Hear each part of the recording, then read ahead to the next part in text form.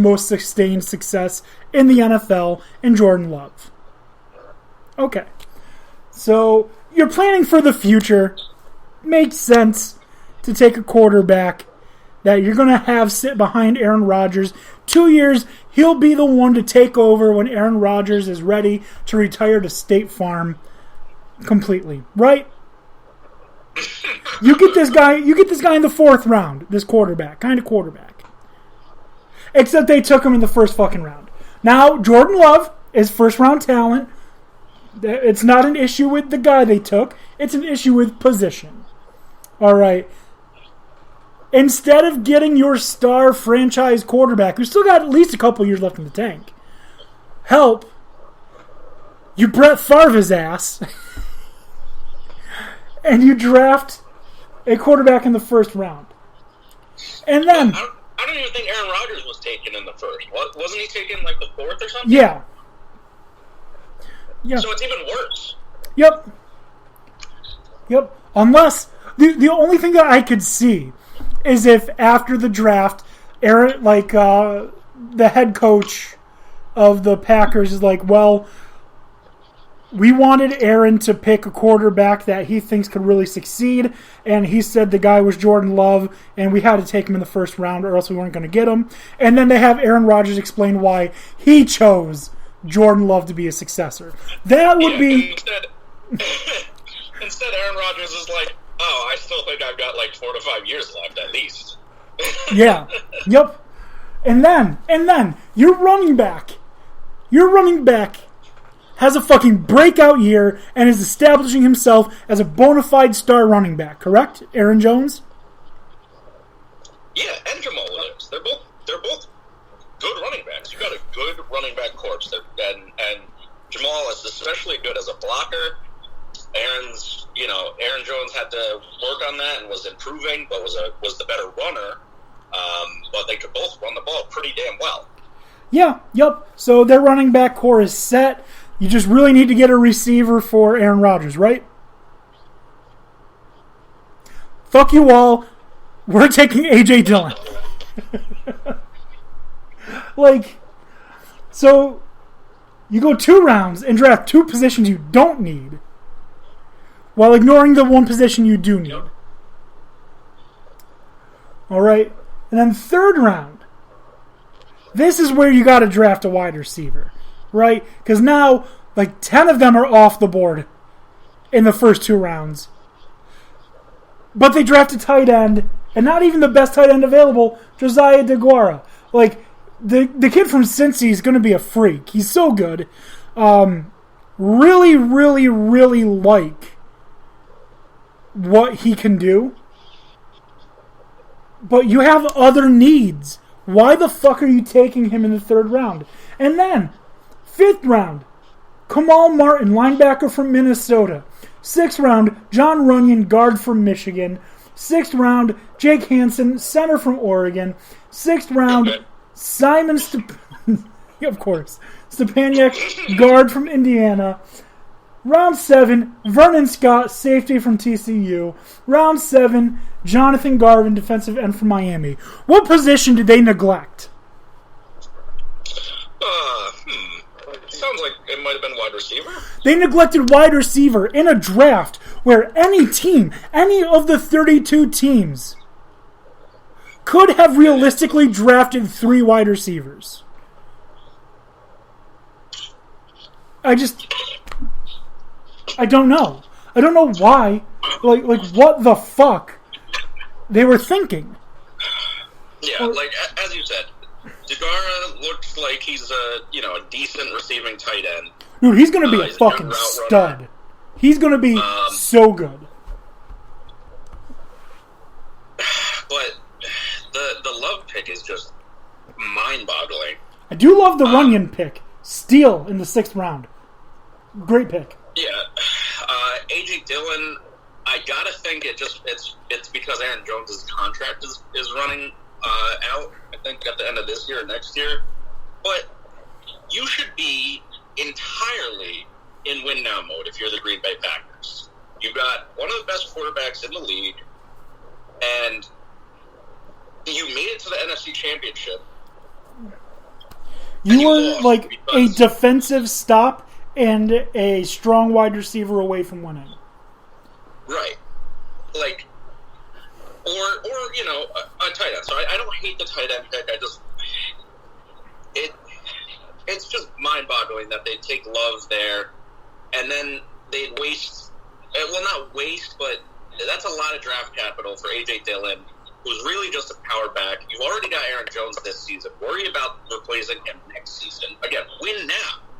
You should be in win now mode. You should be spending that second pick on the best wide receiver that's there, and you should be spending your first and second picks on a wide receiver. I don't know if you would need to spend first and second.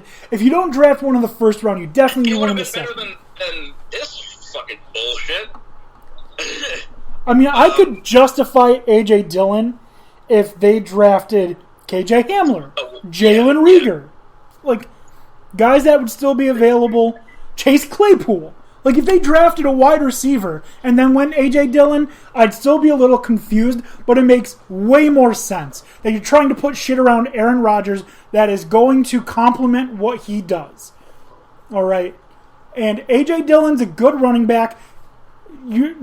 I changed my mind a little bit on him, so they're an F+, because you're right, Aaron Jones, his contract, okay, I get... I still don't like it. I don't care if his contract's up at the end of the season. I don't think you use that draft capital there if you desperately need a wideout. Like, no, that's what I'm saying. This draft, even after the Jordan Love pick, they could have salvaged this draft by using the rest of their draft capital correctly. I think Dillon could have fallen further, or they could have waited to get another close to equal running back, and they could have taken a wideout. The end of their draft, they did a little bit better. As you said, Runyon Jr. Should transition to guard for them, should be pretty solid. And I do think Jake Hansen will be a decent NFL center. He's got to put on some size, he's got to add some muscle, but he was, Oregon had a pretty damn good O-line, and he was the center. I do like Jonathan Garvin. A little bit better, so that's why I'm not giving them an F, but I'm not giving them anything above a D-. I do like Jonathan Garvin. I like John Runyon, the picks. But there's just too much that they fucked up. Like, they fucked up. And again, I don't hate the A.J. Dillon pick if they take a wide receiver with their first pick. But the fact that they did not draft a wide receiver, and then they didn't draft the best tight end either. Like, if they went Cole Kmet first round, I could have seen that. Yeah. But there's so many wide receivers that are quality. Like, and Aaron Rodgers has shown that, give him a good tight end and he can make use of it. So, if you had gotten Kmet instead of a wideout, then that's one thing. And even though I think Degara will be decent, it's not enough. Right. It's not enough. It's not enough to improve their receiving. If this were winning 3 years, I think that's different. If they were just completely rebuilding, this would be the draft to rebuild with a wide receiver. But if this were, we're set, we're going to rebuild, tear it all down. Yeah, if Aaron Rodgers retired this like at the end of last season, then this draft makes a ton of sense and it's a good draft. But he didn't, and you were in the NFC Championship. Win now. Like, that's what that means. Right. I don't get it. It doesn't make any sense. I give F, you give D-. Dan Beebe. Yep. I give it an F. Yeah. I still can't believe Sports Illustrated gave him a goddamn B-. They must have like a lot of subscriptions in Green Bay or something that they're like, oh, we can't upset all these people too much. Yeah, probably. You're probably right. Wide receiver. Yeah, we're someone who hates wide receivers. Yeah. Okay. So, we're going from a terrible draft to a long fucking draft list. We're gonna close Draftermath out with a good one, the Minnesota Vikings, who had 1, 2, 3, 4, 5, 6, 7, 8, 9, 10, 11, 12, 13, 14, 15 picks! 15 picks. And they start off with a fucking bang. Round 1, pick 22, Justin Jefferson, wide receiver from LSU. Great pick. Round 1, I normally, I'm going to break my rule, and you're going to yell at me. Because I say, don't draft a Big 12 defensive player that high. But Jeff Gladney's talent is just so undeniable that he could have started on almost any team in college football. They picked, with round 1, pick 31, Jeff Gladney, corner from TCU. Yep, tough, real athletic guy, and instant starter probably. Yep. Round 2, pick 58, Ezra Cleveland, the offensive tackle from Boise State. If there's one thing Boise State knows how to do, that is football. Oh, and we are going to have to take this really quickly and then finish up because we are running out of time. So I'm just going to run down these. Round 3, pick 89, Cameron Dantzler, corner from Mississippi State. Round 4, pick 117, DJ Wonnum, linebacker, South Carolina. Round 4, pick 130, James Lynch, defensive end, Baylor. Don't say it, Dan O'Shea. Round 4, pick 132, Troy Dye, linebacker from Oregon. Round 5, pick 169, Harrison Hand, corner from Temple. Round 5, pick 176, KJ Osborne, wide receiver from Miami. Round 6, pick 203, Blake Brandel, the guard from Oregon State. Round 6, pick 205, Josh Metellus, safety from Michigan. Round 7, pick 225, Kenny Wilkes, defensive end from Michigan State. Round 7, pick 244, Nate Stanley, quarterback from Iowa. Round 7, pick 249, Brian Cole II, safety from Mississippi State. And round 7, pick 253, Kyle Hinton, guard from Washington. Vikings needed a ton of help. In the secondary, they needed offensive line, and Jesus fucking Christ, did they address them both. And they need a wide receiver as well, and they grabbed a couple of those. We don't have time to run down all of them. Picks I really like, both first-round picks. Justin Jefferson, Jeff Gladney. I really like Ezra Cleveland, Cameron Dantzler. Not a fan of the DJ Wonnum, but I get it. James Lynch, not a big fan. Troy Dye, steal. Harrison Hand from Temple, steal. KJ Osborne from Miami, good wide receiver. Kenny Wilkes from Michigan State, good. I don't understand the Nate Stanley pick, but again, it's 7th round, so who cares? Brian Cole, the safety from Mississippi State, also a good pick. Kyle Hinton, don't hate, don't like, from Washburn.